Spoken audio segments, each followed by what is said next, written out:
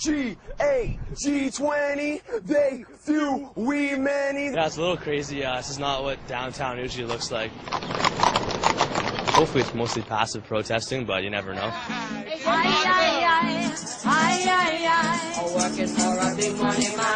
As long as we're not being violent, we should be able to give our message. When the poles are shaved and they're very thick, then that's why we confiscate them, because they could be used as weapons.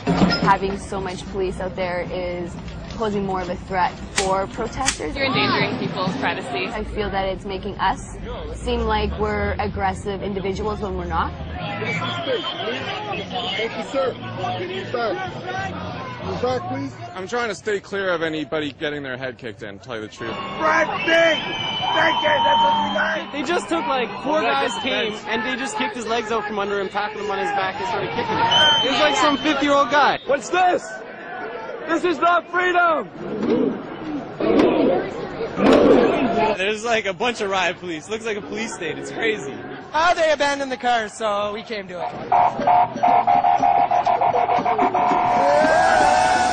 It looked like they were trying to destroy it.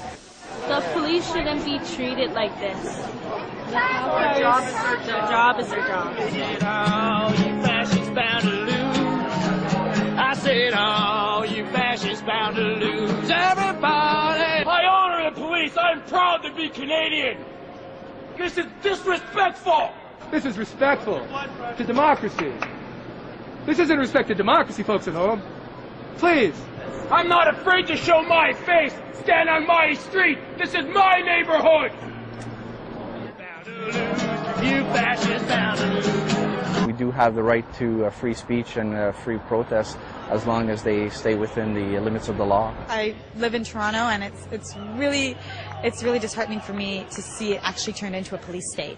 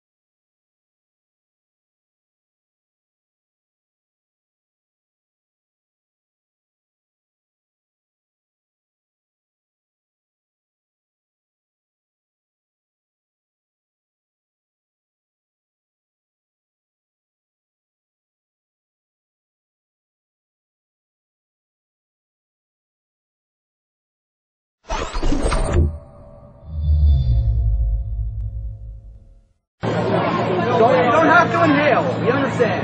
You think you got balls?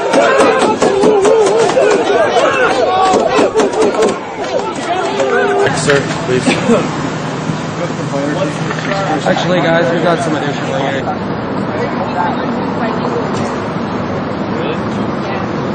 White barrier.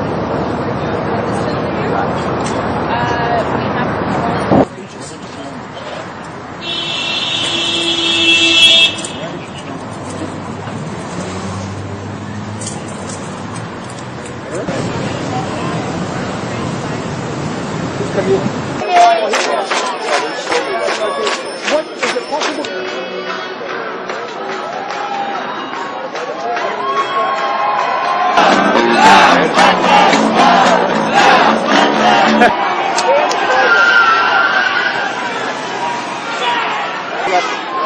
Take the sidewalk line. Take the sidewalk line. Up on the sidewalk.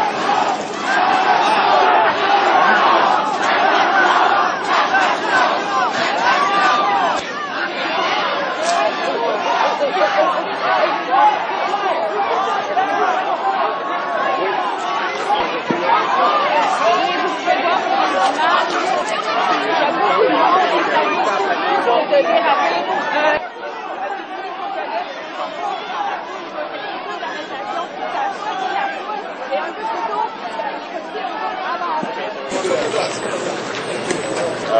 just going back to the hut.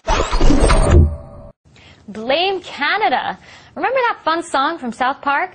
Well, now some people are blaming Canada, or at least its government, for promoting itself using public money and the internet. Apparently, the Harper government has been monitoring political messages online and also correcting what it considers misinformation. Radio host Alex Jones is in Texas, and he joins me now for more on the story. So, Alex, the headlines here read Harper government monitoring online chats about politics. What is this all about? Is it legal? Is it infringing on privacy rights? And if so, how are they able to get away with it? Well, it is true that this is going on, and there's so many facets to it. And as they say, this is only the tip of the iceberg. Really, the echelon group of countries, the Anglo-American establishment, Canada, the U.S., England, Australia, New Zealand, but also much of Western Europe, for over 15 years, have scores of different programs. CENTCOM, the U.S. military out of Florida, has a program to go out and covertly post pro-war views and all sorts of other un-American information, pro-torture, pro-secret arrest, pro-Patriot Act information all over message boards, all over websites. They have dirty tricks campaigns. And so, of course, Canada is involved in this as well. I mean, they have just billions and billions of dollars that is spent every year on things like this. But then we also have what they call behavior placement. It goes further than product placement, where government pays to have certain messages in sitcoms and dramas and in movies. So what's happening is the people are beginning to realize that this is going on, but this has been happening for a long, long time. And the bigger issue just isn't privacy. It's the creepiness of the government secretly doing this, and that the scale of it is only increasing. But if it's so creepy, and if people are finally, or as you say, finally realizing it, so why isn't everyone up in arms about it? I mean, we don't really hear this, A, covered anywhere, or B, that, there's no protests outside of D.C., about this at all.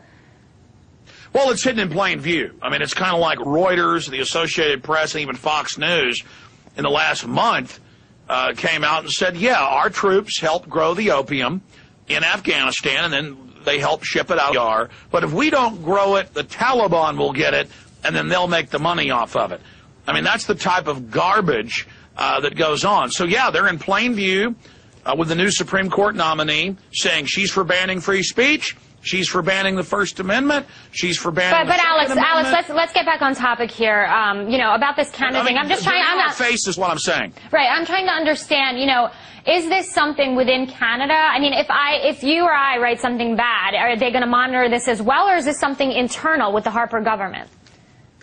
No, this has been going on long before Harper. I ship books and videos that we have on our online video bookstore at Infowars.com all over the world. They can get into communist China easy. They can get into Russia. They can get into Germany. It is hard to get a videotape, legal film into Canada. The only place I've ever been stopped for 15 hours and sworn at and cussed at and screamed at and threatened was Canadian Customs. Canada is basically a jackbooted thug government with a bunch of well-meaning Canadians who were ignorant to just how draconian their government is. Canada is one of the biggest police states on earth. They have some of the most draconian laws against free speech up there.